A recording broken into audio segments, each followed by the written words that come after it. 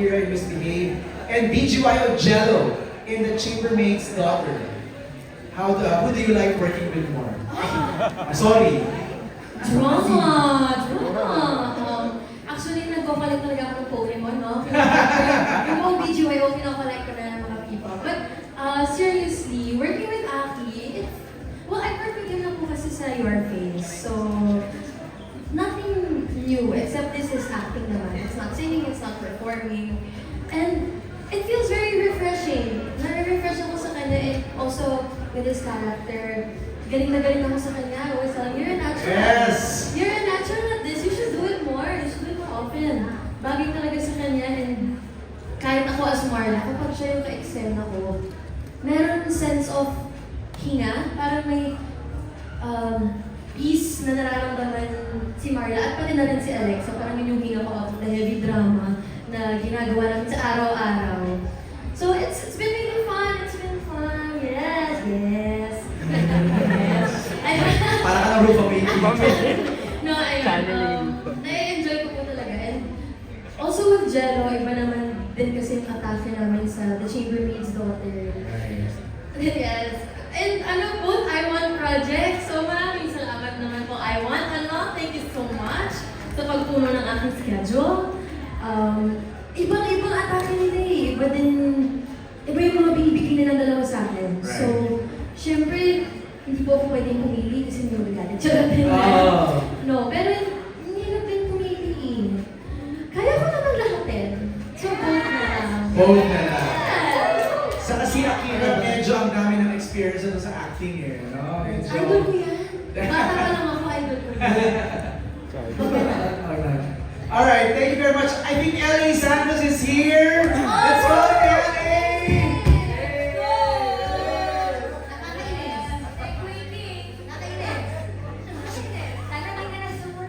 Ayan, LA post yung muna for photo sa gitna. Huwag yung sila pansin nila, ha? Happy birthday, LA! Happy birthday! LA, have a seat and humabol ka, bumangka ka. Please greet everybody. Hello po, maraming salamat po sa pagpunta po ngayon. Sorry po na late ako kasi tinatakad pa ako kanina eh. Dismay ko lang magagawa sa taking kanina po. Pero I'm so happy I'm here po. Tsaka, let's all enjoy the day po. And of course, I want to give a special thanks to Direk Ivan. Direk Ivan, na bagong gubit guys. Ang fresh niya ngayon. Hindi ako sanay. Tapos of course, the rest of the cast po, the rest of production, and of course, sa mga press ko dyan na baby boy niyo ako forever. Kaya maraming salamat po. Oo, next namin mami mo late ka. Ay, maraming salamat, aalis na po ako. Alright, LA, your character here. Lahat sila nakwento na nila eh. Anong character mo dito? Yung po, I'll be playing Nico Alcera na ayoko na lang magsabi too much pero isa siyang character na very unique for me kasi meron siyang good and bad side na hindi siya may explain or hindi siya basta-basta pero may kita niyo yung struggle internally niya na at the same time you wanna be good and you wanna be bad. And of course, aside pa dun, ako yung ex ni April, which is ni Andy. Andy, yeah! I love you, Andy! Andy! Yung pala yun, abangan nyo kasi sobrang grabe, excited ako para dito, tsaka excited ako kasi, well, masasabi kong gaganda ng excited namin ni Andy, tsaka masasabi ko like, each one of us, like the whole cast, binigay namin lahat dito, kaya sobrang excited ako na makita. Okay, napapasmell na lang si Andy rito sa dulo. Opo, may MJ, dapat kasi magta-time zone lang ako dyan. I know. Nakita ko, ay, premiere na pala ng Misbehave. Buti naman napadaan ka. Maraming salamat. Okay, next question is for Rain. Rain, sa lahat ng nagawa mong project so far, since Love at First Bite last year, ano yung nakita mong significance ng role mo sa Misbehave kumpara sa roles na nagampanan mo previously? I would say that I did like 2 before Misbehave. So I feel like the significance of Farah from Love at First Bite is the support for the LGBTQIA+ community, being an ally. Pero for here, it's being a woman. It's woman empowerment. It's standing for what we are as a woman, the essence of being a woman, being caring and expressing our emotions and being undeniably ourselves without having to have the challenge for power and, you know, trying to prove yourself to the society and everybody or men. But also, like, this is girlhood. This is sisterhood. This is channeling our inner Beyonce. It's you know, supporting each other. And I'm glad that with this cast, we only have support for each other. We don't compete. We don't sapaw each other in scenes. So I'm really happy and thankful. I'm thankful I'm here, and I hope this is the last, not the last, of some significant characters that can bring you stories to life. Thank you, Rain. Next question here for Rance. Rance, you've done award-winning performances in the past and have been talked about online. How does it feel to get such praise from critics and fans now that you're bringing your acting prowess in the series? You've done Kung Maupay Mankit Panahon. It's very much critically acclaimed. What are you bringing in dito sa Misbehave? Wow, I feel very privileged. Well, ano ba? Well, happy and of course grateful na lagi akong tinatrust for this kind of roles. And I feel like nag-start po talaga ako kasi talagang from the start talaga, wala po akong kakilala. O talagang ang kasama ko, mom ko talaga, nag-audition ako and also parang I feel like nag-start ako raw talaga, parang may raw talent and all. And now na the more na nabibigyan ko ako ng mga ganitong type of roles, mas more ako nag-dive into the characters. Kinikilala ko ay talagang, yun, I'm very, very happy and I feel so overwhelmed right now. But yeah, I'm happy. Thank you po. Yun. Congratulations, Rance. Okay, before I give the mic to Chevy Grace, siya yung nagtatanong next. Ano si Chevy Grace? Right here? Okay, later. I'll give you the microphone. Pero I have a question for everybody. Let's get candid and unfiltered, okay? Ano ang pinaka-misbehave moment na nagawa niyo na in your life? Zach, wala ka nag-react. Whoa, wala ka nag-react dyan. Misbehave moment you've ever done. Sai. Ako siguro yung sinurprise ko na lang yung parents ko na may 4 na piercing ako sa chest ko. Oh. Kasi hindi nila alam yung umuwi ako naka-turtleneck, tapos Okay. nakita na lang nila, pinost na ng studio. Okay. Ano yung nasa dibdib mo? Piercing ba yun? Sabi ko, Mama! Yun, pinaka-miss baby yun. Tapos umuwi ako kumakain ako ng lunch ng napakainit na naka-jacket. Oh my Kasi parang God. hindi nila malam. Pero mga 2 days lang. Nakita nila, 4 yan. 1, 2, 3. Wala na. Ano siya, nireject. Ni-reject. Pero maganda siya 1 year po. Oh, that was a misbehave moment. Anybody else? Ako ba po kaya MJ? Ay, salamat, LA. Siguro masasabi kong pinaka-misbehave moment ko is yung You ba in love? yung nagmahal ako masyado. Sama ako! Sige! Kasi aminin ko yun yung bisyo ko po talaga kay MJ. Magmahal. I was correct. Di ba? I was in love eh. Yes. Ganun talaga si LA. Anybody else? Yung mga mukhang hindi makabasag pinggan. JC. Akira, ano mga misbehave moment nyo? To be honest po kaya Si Rance, si Rance. Parehas lang naman ako nung kay Sai. Alam niyo naman marami akong tattoos kasi mahilig talaga ako sa tattoos. Ginulat ko lang din yung mama ko na may mga tattoo na ako. Well, tiniyagan niya naman ako nung 18 na ako. Pero after nung isa, nagulat na lang siya. May tatlo na ako. Tatlo. All in all, ilang brands? Lahat ng tattoos mo? Sorry po. Ilan lahat ng tattoos? Oh my gosh, I feel I have more than 15 na. Wow! Amazing! Yeah. Which was your favorite? My favorite, I think ito, yung Meraki. Pupunta ako nito sa premiere namin, world premiere na Kung Maupay Mankit Panahon sa Switzerland. So this is very... Deserve. Yes. Deserve yan. Thank you, Rance! Being candid. Yes, Boca Boys, ano? Wala na. Pinag-usapan namin si Direk, nakikita ko parang hindi siya natutuwa sa Last Direk. si Direk. Si Direk yung nasa stress sa mga tattoo namin eh. Oh, mga boys, ano? Zach. Dalawang Zach. Skipping school? Ah! Pwede. Pwede ako. Buti na lang ako, never ako nag-school eh. Parang cutting classes. Okay. Zach G. Hello, huwag nyo kakayanin lang. Kasi gawa ko ng college. Kasi dentistry student ako. So, bibili kami ng mga materials. So, mag-chat sa kanya. Ma, may bibili lang materials. Ikano? 30K. Pero like, 25K lang. May parang may service fee. Dinadagan ni Zach ng service fee. Anybody else? JC. Siguro nung elementary ako, hindi ba siya weird? Bata kasi ako nun eh. Curious lang ako, tinuso ko ng lapis. Yung classmate mo? Classmates. Ah. Psychopath ka, JC. Misbehave nga yun. Pero ewan ko, bakit nasa isip ko yun? Pwede. Pwede. Aki?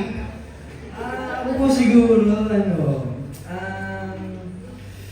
may school po kasi kami. So, sa school namin, on every end ng year, merong pa-party sa mga teachers, sa mga ano. So, kasama ko uminom yung mga teachers.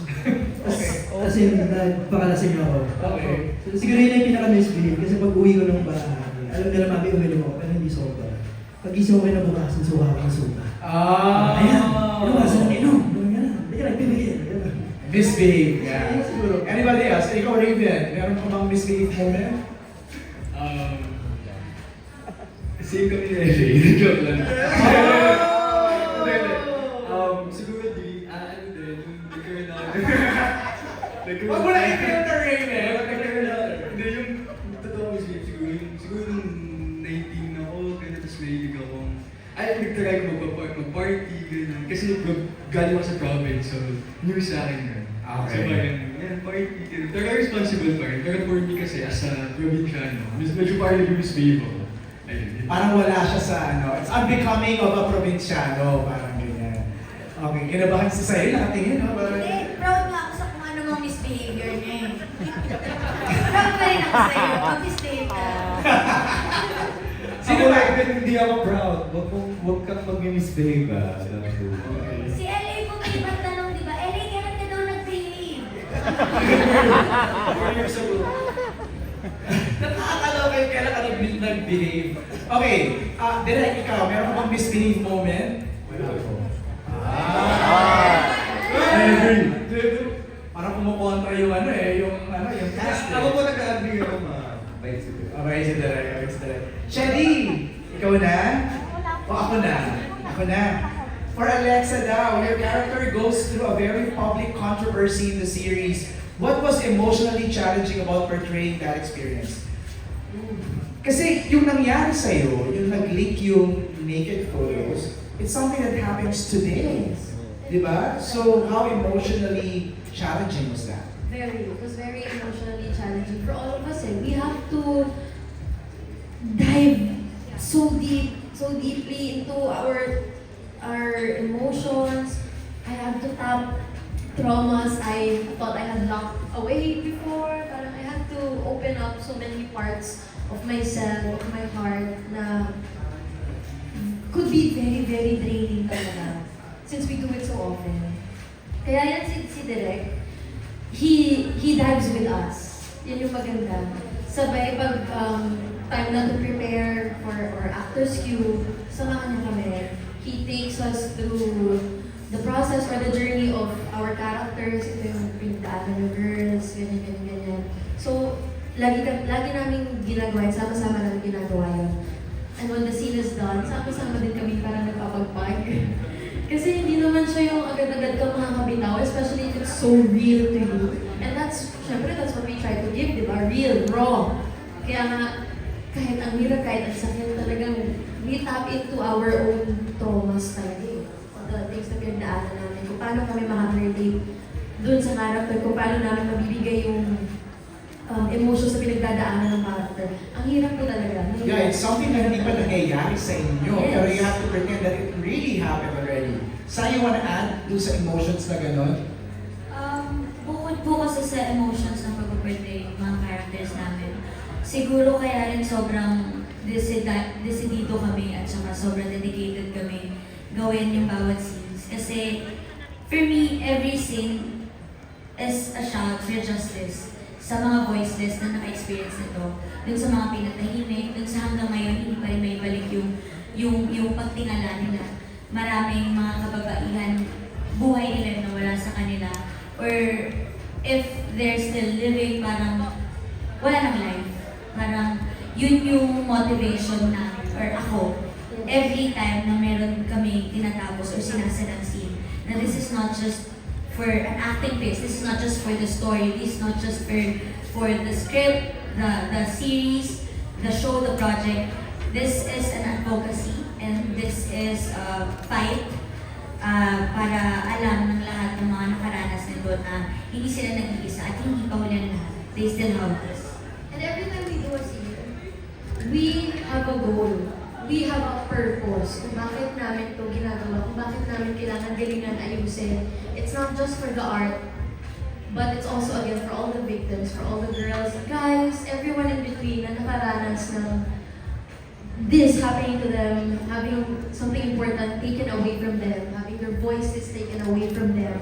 And also for all the people na feeling nila maybe they're not ready to speak up, they're not ready to fight back. Yun yung sinusubukan namin gawin. Kami yung sinusubukan namin lumaban din para sa kanila with our dialogue, with our how we treat each and every scene. We treat it so delicately and full of heart talaga. And again, everything with a purpose and a goal. So what it's giving me, Sai and Alexa, we are having fun. Natatawanan tayo with your characters, how fun, the superpowers. Pero also, Direk, it's now telling me that this series is going to tackle a lot of very serious themes. Yes. Ano, Direk? We tackle different kinds of abuse, no? From mental, physical, emotional, verbal, sexual. Most important is sexual abuse, no? And if you watch the trailer, it would seem like it's comedy, no? It's a dark comedy. We don't take our topics very lightly. Pero kasi yung treatment namin, we really wanted to push a little bit of humor. And at the same time, we want then the victims or the survivors to have the last laugh. And when you watch this show, I hope that you get that last laugh together with these women. Also, di ba madalas coping mechanism naman talaga na after everything, pagtatawanan mo, hindi mo in-validate or hindi mo tinignan as petty yung mga napagdaanan mo. But it's a sign of victory. It's a sign of survival na kaya ko na siyang tawanan eh. So parang yun yung tono namin na kapag pinanood kami yung thought bubble ng mga survivors. Kami yung never nilang nasabi ng mga lines. Kami yung mga actions or body language na never nilang na-express fully. Yung mga what could have been nila, mga what ifs nila, will be here to be the representation of your what could have been. Okay, having said that, before I move on to her next question, kayo yung mga kabataan ngayon, do you think this is effective? Is the message getting across? Rain. Absolutely. I feel like this is a risk we took, and I don't want to ever regret it. We don't regret it. One thing that I really love, it started with such good reassurance. Within stepping onto tapings, shooting dates, we have each other. We know. Alam namin na hindi ka nagdadaanan to or kakagaling lang ka ng iyak. Pero support system po talaga kami. And this is not only women, it's also men supporting women. It's about showing that there is harmony with that even with all the gaps we have in society, we can close that with Misbehave. We can show them that we can also be entertained as well while watching. Andy, ikaw, sa tingin mo effective talaga nakakarating sa mga kabataan yung mensahe na isiparating? Yes, I think so. Because I feel like Misbehave talks about the ugly truth about trauma. Ay, hindi ba nila sa pag-uusapan? Yeah, you know, kasi, well, gets naman why some people, some victims are not really confident about talking about these traumas. It's because society doesn't accept it the way we expect it to be accepted. These victims were pushed away, they were shamed. So how can they have that safety or like that peace to confidently share this piece of them to other people? And with Misbehave, I hope that's what we really try to do. I hope that this show would actually encourage people to accept this more, to be a little bit more patient and understanding when it comes to the traumas that we all experience. It takes that one little big step, actually. Ganun siya, no? Okay, next question to Chatty Grace. To any of the cast, how important is trust and friendship tackled in the series? Gaano kahalaga yung, sige Ray, gaano kahalaga yung pagkakaibigan na pinag-usapan dito? Sisterhood, you mentioned. Yeah, sisterhood. I feel like we aren't doing this just for a character and to act it out. It's real. It's the bond that we created off cam. That's what we really created towards each other. And I feel like that's what we should always have within everyone, whether it's professional or personal. We should have that trust towards each other. Because I feel like there's always still hope. This is grounded on hope. The story was written on hope that we can, prove everyone that there's a safe space pa rin talaga in the world. Tsaka, speaking of trust and friendship, most of the time, kaya rin naman may mga victims na ganito kasi trust and friendship yung unang hindi nila mahanap sa kanya-kanya nilang mga bahay. Kaya madalas yung mga ganitong publicly na nadedehumanize or parang napapahiya or talagang yung dignity nila nawawala. Madalas nagsisimula talaga siya sa bahay. Madalas kasi nagsisik yung isang tao ng validation, ng trust na never ibigay sa sariling bahay, ng friendship na never nahanap sa sariling pamilya. Kaya hinahanap nila sa mga tao, hindi naman sila tinatrato ng tao. So ganon kalala at ganon din katotoo namin itatakel dito sa story, dito sa series na it's not going to be just about the news, it's not going to be just the drama. May pinagagalingan at makikita natin bakit, saan nanggaling, paano. Sai, Alexa, JC, I have a question for the three of you. In this industry, can you still find real friendship and can you still trust people? I thought that would be impossible, but I'm happy to share, yes, you can. Yeah. You still have real friends. I do. You still trust people in the industry. I do. And I guess that's also the price you pay for loving someone.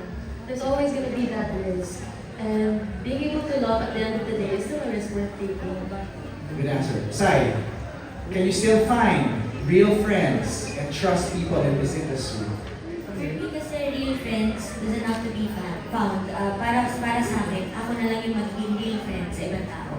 It doesn't matter kung ma-reciprocate or hindi. As long as I kept being real as their friend, okay na yun. Kung maabuso man o hindi ko kailangan baguhin or isara yung puso ko dahil lang may hindi naging totoo kaibigan sa akin. So hindi ako maghahanap. Ako na lang yung kaibigan na lagi nilang mahanap na totoo sa akin. Unconditional. JC. Kasi dami ko ng trauma sa friends. Ang hirap makahanap ng pagkakatiwalaan. Ang pinagkakatiwalaan ko na lang yung mga friends ko sa province. Kaya minsan pag after ng work, mag-uwi ako ng province, yun na lang yung ginagawa ko. Pero meron din naman. Pero hindi sobrang pagkakatiwala ba. Like yung masasabi mo lahat, mahirap kasi na It's hard to rebuild. Yes. It's hard to rebuild, especially Ilang beses na nangyari sa akin, mga 3 beses na akong pinagtaksilan. 3 beses na ako sinaktan. Kaya minsan sobrang ipit ko palagi ako nasa gilid lang. Napapansin naman nila yun, na hirap ako mag-open, hirap ako magbigay ng kung ano man gusto kong ibigay sa kanila. Pero sobrang totoong tao kasi pag nakilala nila ako, sobrang mapagmahal kong kaibigan, suportado talaga ako sa lahat. Yun nga lang, nakaramdam ako ng pain na yun na hindi ko na mabalik. Nahihirapan ako siyang ibalik. Tama. Ano sabi? Thank you. Rams. You want to Can I answer? just say that this group is my safe space talaga. Oh. I feel like coming into this project, alam naman namin kung ano yung tinatakal na to, and meron kaming one goal, diba, is to give the message kung ano yung topic na to. Pero ayun, ang saya lang na meron akong mga kasama dito na very passionate and nag-dive with you. So I feel like grabe yung trust and yung friendship na nabuo namin dito sa show na to.